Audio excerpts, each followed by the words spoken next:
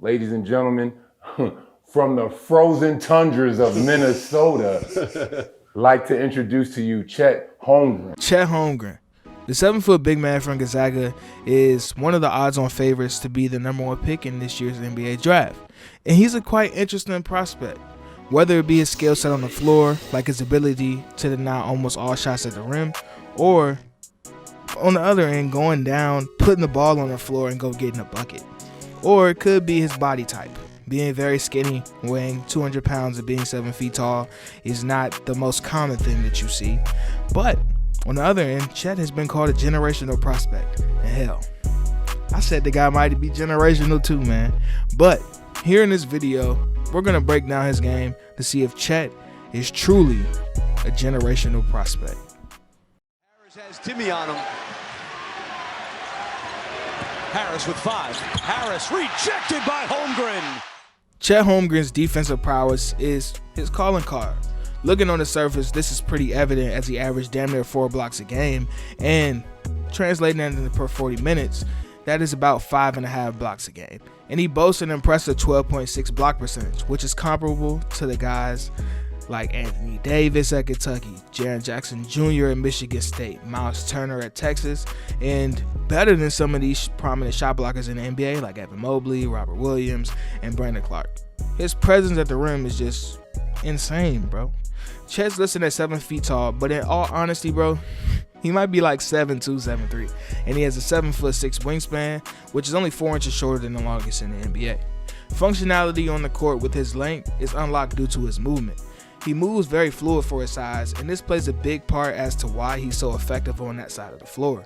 The length of his arms make up for what he lacks in body mass at this stage, and yes, I know, he's listed at about 195, which is sub 200 pounds, and at times he can get moved around, but it's not something that's commonplace at all. Chet is a fighter down low, and he doesn't get overpowered at the rim a lot. Chet is a versatile shot blocker too. He's not strictly a help side shot blocker or strictly a meet you at the rim shot blocker. He's an exterminator, bro. This possession here is amazing and displays his ability to withstand someone trying to put their shoulder into his chest and power through him at the rim. And his gangly arms win the battle. This kind of thing won out in this matchup with the much more physically developed Jalen Duren. This possession here is help side, identify, and exterminate. He IDs the cutter, peels off his man, and engulfs the ball at the rim, irregardless if it was a shot attempt or a pass out to the 3. And keep this in your head too, bro. Just think about this for a second. Chet blocked a ton of shots, right? But, just think about the sheer amount of shots that he altered just by his mere presence. Chet, with his length and dexterity, is also a plus in guard and pick and rolls. His feet are light, he can process things fairly quickly, and he can act on them. Here, he is in drop coverage. He shows using his length and is able to use his quick feet and quick processing to recover and use his long ass arms, again, to deter the shot at the rim. Or even if a guard gets wiped out on a screen, he is formidable in switch situations too. Like I said, he's got quick feet and the length to recover pretty quickly if he gets caught. But at times, he can get happy feet and bite on pump fakes, and he can get himself into trouble. I mean, impacting the game at both ends of the floor, comes down and hits a 3, blocks the shot at this rim, then dribbles it down and absorbs contact and is able to finish through. Chet has a heck of a tool bag offensively. The first time I saw Chet, it was about 2.5 years ago, and it was this crazy clip of him on a break hitting Stephen Curry, yeah, like the real Steph Curry, with some crazy back in 2019. And it's safe to say that these abilities that he has are still there and they're very real. I want to highlight this one game for you guys to show what he actually has in the tool bag and how it came out in an actual game. In a game against San Diego, Chet scored 23 points, grabbed 12 rebounds, and blocked 4 shots. A performance where he showed off all of these offensive skills that are crazy for a 7-footer. Let's start. Want a screen and roll lob? Got you. How about a DHO into a drive for a rim layup? Okay. What about grabbing a board, taking the ball down the floor, and dribbling right into a pull-up 3? Or how about popping off a pin down for a 3 on an out-of-bounds set? Okay. Maybe this one will get you. You know what I'm saying? Maybe this will get you realizing the potential. He blocks a shot, blocked the shot, pushes the ball down the floor. He pushes it like up the defense's back and finishes at the rim through contact. And crazy enough, when I saw this, I was like, what the hell, bro? Like, okay. And come to find out, like, when you listen to this back, the commentator calling the game, he couldn't do nothing but laugh when he was watching this. Like, it was crazy, bro. And just rejected. Brown soars. Now he brings it up again. He's going to take it all the way. Scores off the glass. It's special stuff, right? You know what I'm saying? Huh? You know what I'm saying? You know, it'd be more special. You going ahead, hit the subscribe button, liking the video, all that good stuff. But back to the video. I do have questions about Chet offensively, though.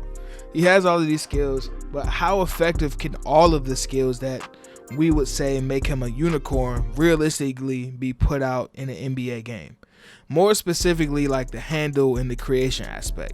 It's nice to have. I'm not hating on it, but we really didn't get to see this in action. I think the shooting, the vertical spacing, and a little bit of the passing will be able to translate to the NBA fairly easily. But the shot profile from this season gives me pause on what I think his ceiling can be offensively. And in all actuality, I may just be tripping because he wasn't the focal point of his offense. Drew Timme was, and he got the majority of the touches for Gonzaga, and the opportunity wasn't really there. But I'm still pretty high on the upside of Chet, and only time will tell with this kind of thing, though. You forget what I'm saying. And it'll be interesting to see throughout Chet's career. After watching Chet for a while and throughout the season this year, I'm comfortably putting him as my third best prospect behind Jabari and Paolo. I do love Chet's game, though. Like, defensively, he is the best out of those three. His ability to alter shots at the rim, just being a deterrent defensively, he has the biggest upside on that end, and he's already better than both of them at that end at this stage, and is probably going to be better throughout the duration of his career in the NBA. Offensively is where I have the questions, though.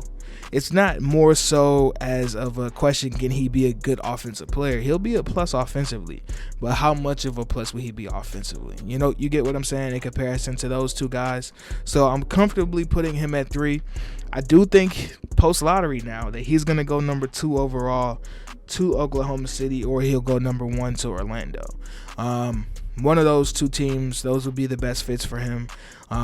Obviously, OKC putting him with 2 great playmakers in Josh Giddey and SGA, and them not having a real big man or a real shot blocker or center there will be able to provide him a role where he can go in day one and be that guy that fills that role and take up the majority of the minutes and flourish. So, shout out to y'all for watching this. Appreciate y'all for all the support. Comment down below what you think of Chet Holmgren, what his game is, how good do you think he's going to be in the NBA, and let me know what you think, man. Subscribe.